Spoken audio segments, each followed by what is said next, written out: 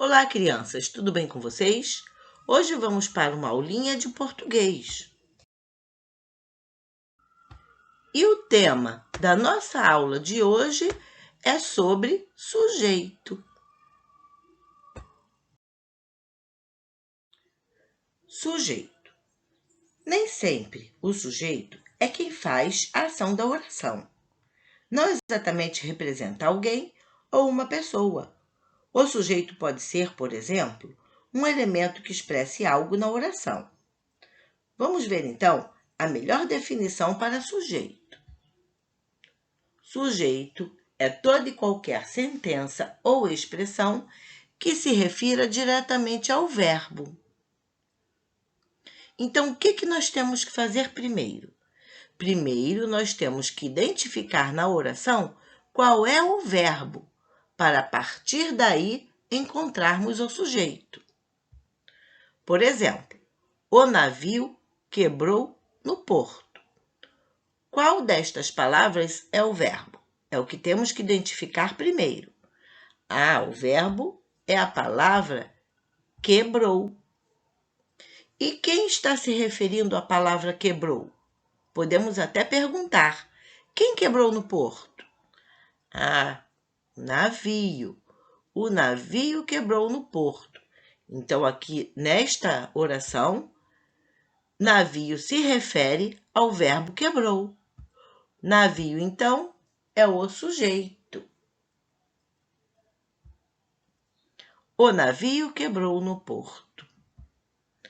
Temos 5 tipos de sujeito: sujeito simples, sujeito composto, sujeito oculto ou desinencial, sujeito indeterminado e oração sem sujeito.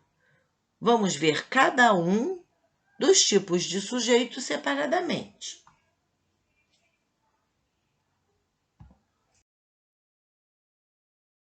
Sujeito simples.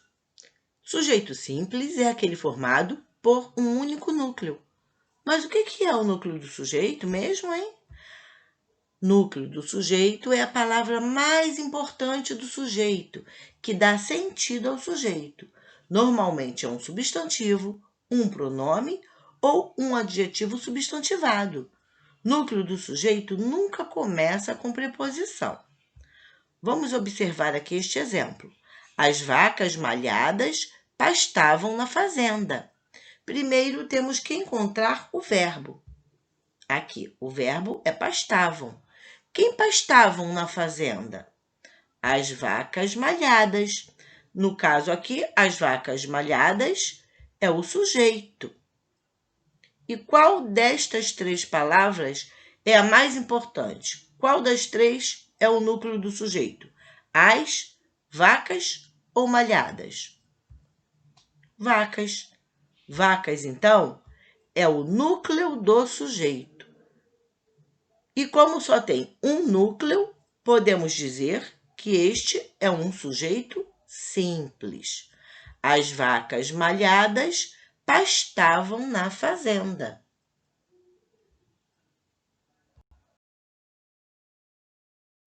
Sujeito composto.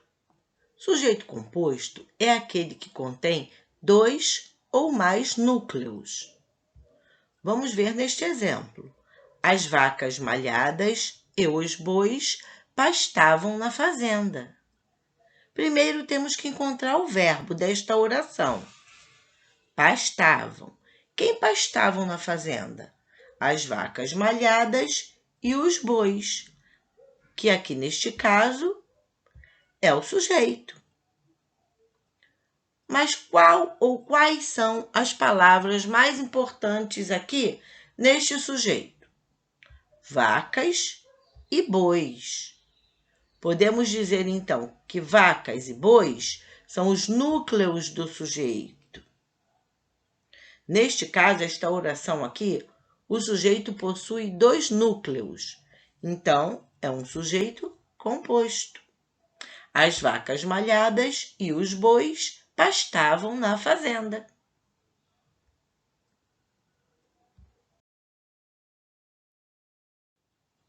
Sujeito oculto. Sujeito oculto é aquele que não está expresso na oração. Para ser sujeito oculto, o verbo deve estar na primeira ou segunda pessoa do singular ou do plural. Vamos ver neste exemplo aqui. Estamos felizes com a aprovação de todos. Aqui, o verbo é estamos. Estamos felizes. Aqui, o verbo está na primeira pessoa do plural. E o sujeito está oculto. Sujeito oculto, nós. Primeira pessoa do plural. Nós estamos felizes com a aprovação de todos. Vamos ver mais um exemplo. Acho que não dependemos das estrelas. O verbo aqui é acho. Quem é que acha que não dependemos das estrelas? O verbo acho aqui está na primeira pessoa do singular. O sujeito oculto é eu, que é a primeira pessoa do singular. Eu acho que não dependemos das estrelas.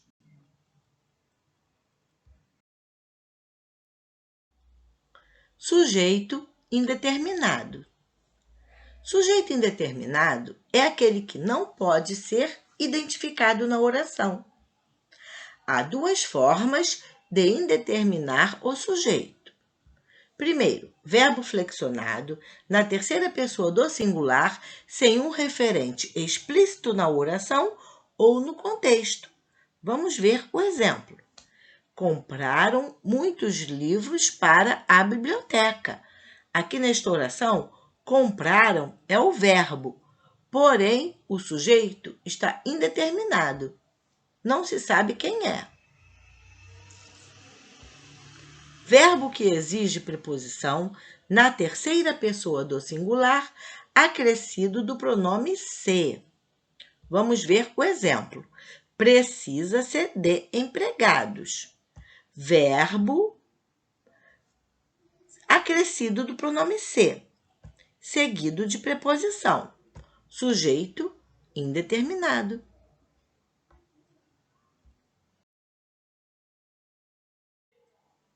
Oração sem sujeito ou sujeito inexistente. Oração sem sujeito é quando não se tem um sujeito possível. Podemos observar 3 casos. Verbo indicando fenômenos da natureza.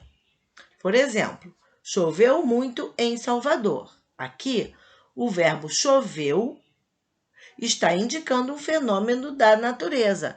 Então, esta oração é uma oração sem sujeito. Outro caso aqui. Verbo haver, no sentido de existir. Tem que estar na terceira pessoa do singular. Verbo impessoal, terceira pessoa do singular, não tem sujeito. Vamos ver o exemplo.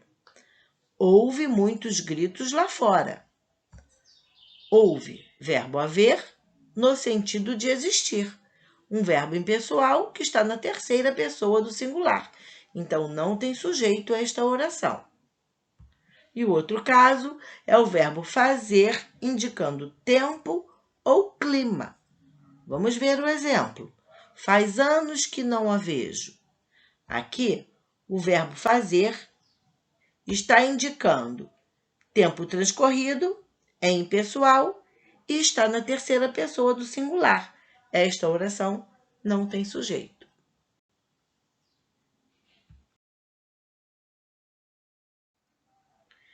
E este foi o recadinho de hoje sobre sujeito. Espero que tenham entendido, que tenham gostado do vídeo. Deem um like, se inscrevam no meu canal e até o próximo vídeo.